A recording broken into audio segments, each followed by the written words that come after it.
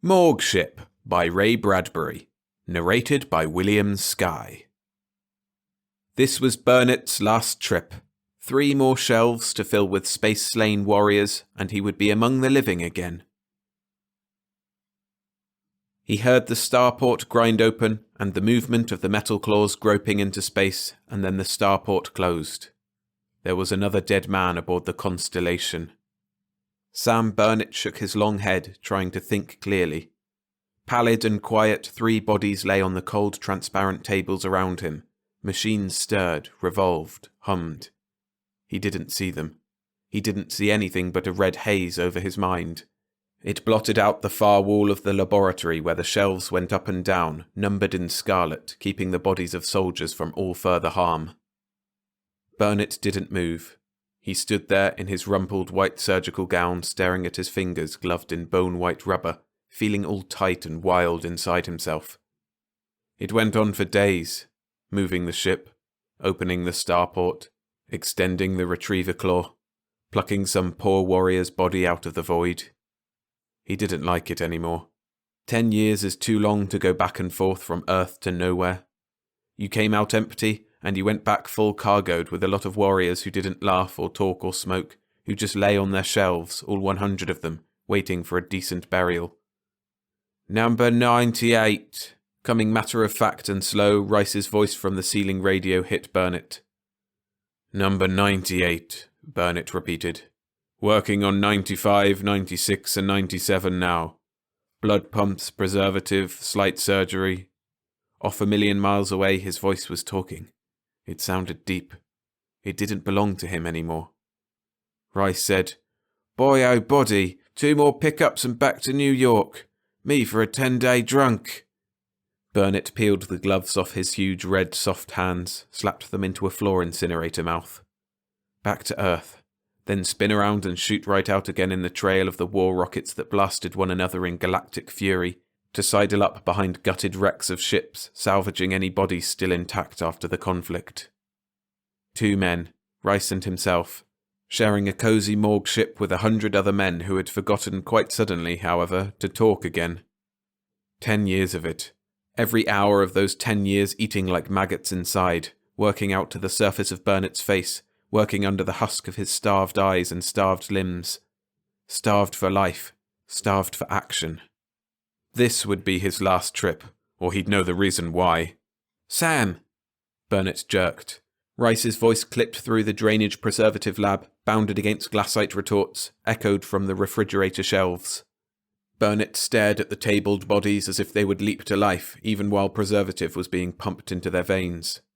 Sam, on the double! Up the rungs! Burnett closed his eyes and said a couple of words firmly.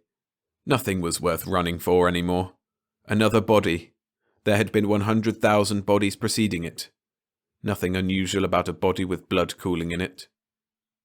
Shaking his head, he walked unsteadily toward the rungs that gleamed up into the airlock control room sector of the rocket. He climbed without making any noise on the rungs. He kept thinking the one thing he couldn't forget. You never catch up with the war. All the colour is ahead of you. The drive of orange rocket traces across stars, the whamming of steel-nosed bombs into elusive targets, the titanic explosions and breathless pursuits, the flags and the excited glory are always a million miles ahead. He bit his teeth together. You never catch up with the war. You come along when space has settled back, when the vacuum has stopped trembling from unleashed forces between worlds. You come along in the dark quiet of death to find the wreckage plunging with all the fury of its original acceleration in no particular direction. You can only see it. You don't hear anything in space but your own heart kicking your ribs. You see bodies, each in its own terrific orbit, given impetus by grinding collisions, tossed from motherships and dancing head over feet forever and forever with no goal. Bits of flesh in ruptured spacesuits, mouths open for air that had never been there in 100 billion centuries. And they kept dancing without music until you extended the retriever claw and culled them into the airlock. That was all the war glory he got. Nothing but the stunned, shivering silence, the memory of rockets long gone, and the shelves filling up all too quickly with men who had once loved laughing. You wondered who all the men were, and who the next ones would be. After 10 years you made yourself blind to them. You went around doing your job with mechanical hands. But even a machine breaks down. Sam! Rice turned swiftly as Burnett dragged himself up the ladder. Red and warm, Rice's face hovered over the body of a sprawled enemy official. Take a look at this! Burnett caught his breath. His eyes narrowed. There was something wrong with the body. His experienced glance knew that. He didn't know what it was. Maybe it was because the body looked a little too dead. Burnett didn't say anything, but he climbed the rest of the way, stood quietly in the grey metal airlock. The enemy official was as delicately made as a fine white spider. Eyelids, closed, were faintly blue. The hair was thin silken strands of pale gold, waved and pressed close to a veined skull. Where the thin-lipped mouth fell open, a cluster of needle-tipped teeth glittered. The fragile body was enclosed completely in milk-pale synthisilk, a holstered gun at the middle. Burnett rubbed his jaw. Well? Rice exploded. His eyes were hot in his young, sharp-cut face, hot and black. Good Lord, Sam, do you know who this is? Burnett scowled uneasily and said no. It's Leffler, Rice retorted. Burnett said, Leffler, and then, oh yes, Crier's major domo. That right? Don't say it calm, Sam. Say it big. Say it big. If Leffler is here in space, then Crier's not far away from him. Burnett shrugged. More bodies, more people, more war. What the hell? What the hell? He was tired. Talk about bodies and rulers to someone else. Rice grabbed him by the shoulders. Snap out of it, Sam. Think. Crier, the Almighty, in our territory. His right-hand man dead. That means Crier was in an accident too. Sam opened his thin lips and the words fell out all by themselves. Look, Rice, you're new at this game. I've been at it ever since the Venus-Earth mess started. It's been seesawing back and forth since the day you played hooky in the 10th grade, and I've been in the thick of it. When there's nothing left but seared memories, I'll be prowling through the void, picking up warriors and taking them back to good green Earth. Grisly, yes, but it's routine. As for Crier, if he's anywhere around, he's smart. Every precaution is taken to protect that one. But Leffler, his body must mean something. And if it does, have we got guns aboard this Morgue ship? Are we a battle cruiser to go against him? We'll radio for help. Yeah? If there's a warship within our radio range, 700,000 miles, we'll get it. Unfortunately, the tide of battle has swept out past Earth in a new war concerning Io. That's out, Rice. Rice stood about 3 inches below Sam Burnett's 6'1". Jaw hard and determined, he stared at Sam, a funny light in his eyes. His fingers twitched all by themselves at his sides. His mouth twisted. You're one hell of a patriot, Sam Burnett. Burnett reached out with one long finger, tapped it quietly on Rice's barrel chest. Haul a cargo of corpses for 3,000 nights and days and see how patriotic you feel. All those fine muscled lads bloated and crushed by space pressures and heat blasts. Fine lads who start out smiling and get the smile burned off down to the bone. Burnett swallowed and didn't say anything more, but he closed his eyes. He stood there, smelling the death odour in the hot air of the ship, hearing the chug-chug-chug of the blood pumps down below, and his own heart waiting warm and heavy at the base of his throat. This is my last cargo, Rice. I can't take it any longer. And I don't care how much I go back to Earth. This Venusian here, what's his name? Leffler. He's number 98. Shove me into shelf 99 beside him and get the hell home. That's how I feel. Rice was going to say something, but he didn't have time. Leffler was alive. He rose from the floor with slow, easy movements, almost like a dream. He didn't say anything. The heat blast in his white fingers did all the necessary talking. It didn't say anything either, but Burnett knew what language it would use if it had to. Burnett swallowed hard. The body had looked funny. Too dead. Now he knew why. Involuntarily, Burnett moved forward. Leffler moved like a pale spider, flicking his fragile arm to cover Burnett, the gun in it like a dead, cold star. Rice sucked in his breath. Burnett forced himself to take it easy. From the corners of his eyes he saw Rice's expression go deep and tight, biting lines into his sharp face. Rice got it out finally. How'd you do it? He demanded bitterly. How'd you live in the void? It's impossible. A crazy thought came ramming down and exploded in Burnett's head. You never catch up with the war, but what if the war catches up with you? What in hell would Leffler be wanting aboard a Morgue ship? Leffler half-crouched in the midst of the smell of death and the chugging of blood pumps below. In the silence, he reached up with quick fingers, tapped a tiny crystal stud upon the back of his head, and the halves of a microscopically thin chrysalis parted transparently off of his face. He shucked it off, trailing air tendrils that had been inserted, hidden in the uniform, ending in thin globules of oxygen. He spoke. Triumph warmed his crystal-thin voice. "That's how I did it, Earthman." "Glassite," said Rice. "A face-moulded mask of glassite." Leffler nodded. His milk-blue eyes dilated. "Very marvellously paired to an unbreakable thickness of 1/30th of an inch, worn only on the head. You have to look quickly to notice it, and unfortunately, viewed as you saw it outside the ship floating in the void, not discernible at all." Prickles of sweat appeared on Rice's face. He swore at the Venusian, and the Venusian laughed like some sort of stringed instrument, high and quick. Burnett laughed too, ironically. "First time in years a man ever came aboard the Constellation alive. It's a welcome change." Leffler showed his needle-like teeth. "I thought it might be. Where's your radio?" "Go find it," snapped Rice hotly. "I will." One hand blue-veined on the ladder rungs, Leffler paused. "I know you're weaponless. Purple Cross regulations. And this airlock is safe. Don't move." Whispering, his naked feet padded white up the ladder. 2 long breaths later, something crashed, metal and glass and coils. The radio. Burnett put his shoulder blades against the wall metal, looking at his feet. When he glanced up, Rice's fresh, animated face was spoiled by the new bitterness in it. Leffler came down, like a breath of air on the rungs. He smiled. "That's better. Now, we can talk." Rice said it slow. "Interplanetary law declares it straight, Leffler. Get out. Only dead men belong here." Leffler's gun grip tightened. "More talk of that nature, and only dead men there will be," he blinked. "But first, we must rescue Criere." "Criere!" Rice acted as if he had been hit in the jaw. Burnett moved his tongue back and forth on his lips silently, his eyes lidded, listening to the two of them as if they were a radio drama. Leffler's voice came next. "Rather unfortunately, yes. He's still alive, heading toward Venus at an orbital velocity of 2,000 miles per hour, wearing one of these air chrysali. Enough air for 2 more hours. Our flagship was attacked unexpectedly yesterday near Mars. We were forced to take the lifeboats, scattering. Criere and I in one, the others sacrificing their lives to cover our escape. We were lucky. We got through the Earth cordon unseen. But luck can't last forever. We saw your Morgue ship an hour ago. It's a long, long way to Venus. We were running out of fuel, food, water. Radio was broken. Capture was certain.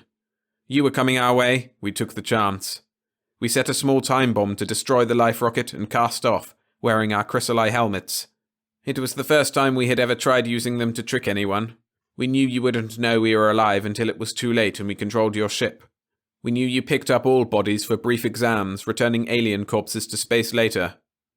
Rice's voice was sullen. "A setup for you, huh? Travelling under the protection of the Purple Cross, you can get your damned almighty safe to Venus." Leffler bowed slightly. "Who would suspect a Morgue rocket of providing safe hiding for precious Venusian cargo?" "Precious is the word for you, brother," said Rice. "Enough." Leffler moved his gun several inches. "Accelerate toward Venus, motor detectors wide open. Criere must be picked up, now." Rice didn't move. Burnett moved first, feeling alive for the first time in years. "Sure," said Sam, smiling. "We'll pick him up." "No tricks," said Leffler. Burnett scowled and smiled together. "No tricks. You'll have Criere on board the Constellation in half an hour, or I'm no coroner." "Follow me up the ladder." Leffler danced up, turned, waved his gun. "Come on." Burnett went up, quick, almost as if he enjoyed doing Leffler a favour. Rice grumbled and cursed after him. On the way up, Burnett thought about it, about Leffler poised like a white feather at the top, holding death in his hand. You never knew whose body would come in through the starport next. Number 98 was Leffler. Number 99 would be Criere. There were 2 shelves numbered and empty. They should be filled. And what more proper than that Criere and Leffler should fill them? But, he chewed his lip, that would need a bit of doing, and even then the cargo wouldn't be full. Still 1 more body to get, 100. And you never knew who it would be. He came out of the quick thoughts when he looped his long leg over the hull rim, stepped up, faced Leffler in a cramped control room that was one glittering swirl of silver levers, audio plates, and visuals. Chronometers clicking told of the steady dropping toward the sun at a slow pace. Burnett set his teeth together, bone against bone. Help Crier escape? See him safely to Venus and then be freed? Sounded easy, wouldn't be hard. Venusians weren't blind with malice. Rice and he could come out alive if they cooperated. But there were a lot of warriors sleeping on a lot of numbered shelves in the dim corridors of the long years, and their dead lips were stirring to life in Burnett's ears.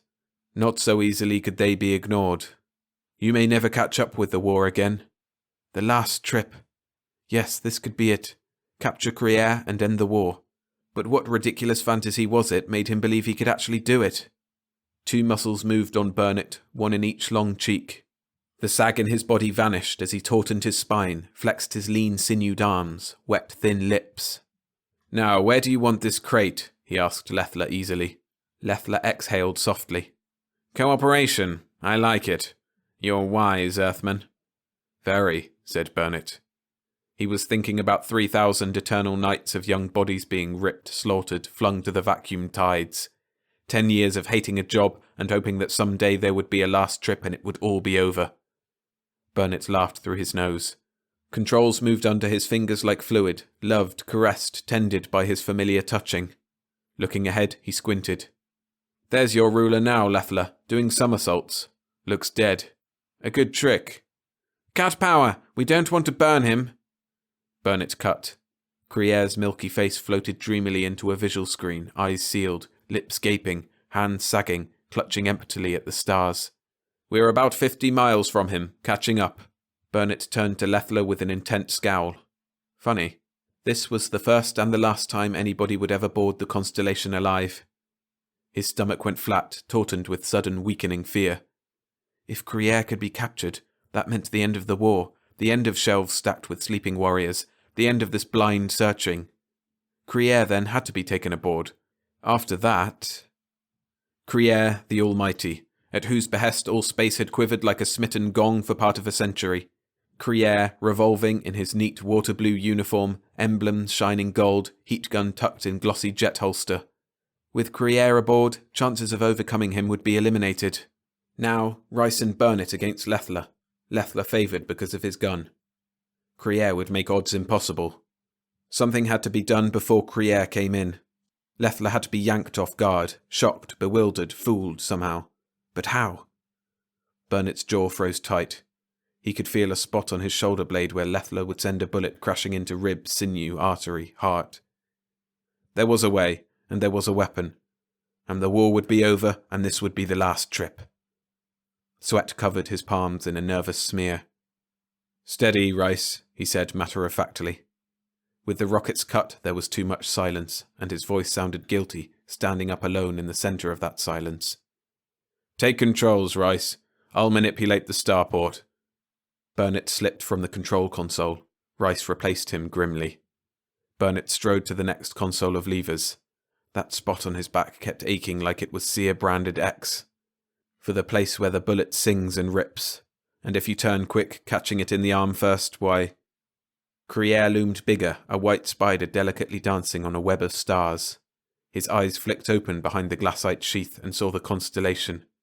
Crier smiled. His hands came up. He knew he was about to be rescued. Burnett smiled right back at him. What Crier didn't know was that he was about to end a 10 years war. There was only one way of drawing Leffler off guard, and it had to be fast. Burnett jabbed a purple-topped stud. The starport clashed open as it had done 1,000 times before, but for the first time it was a good sound. And out of the starport, at Sam Burnett's easily fingered directions, slid the long claw-like mechanism that picked up bodies from space. Leffler watched, intent and cold and quiet. The gun was cold and quiet too.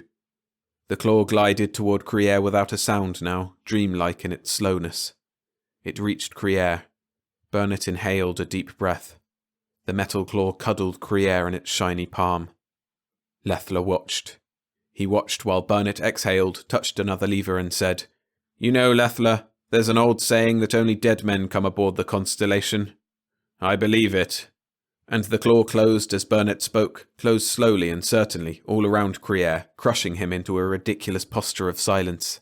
There was blood running on the claw, and the only recognisable part was the head, which was carefully preserved for identification. That was the only way to draw Lethla off guard. Burnett spun about and leaped. The horror on Lethla's face didn't go away as he fired his gun.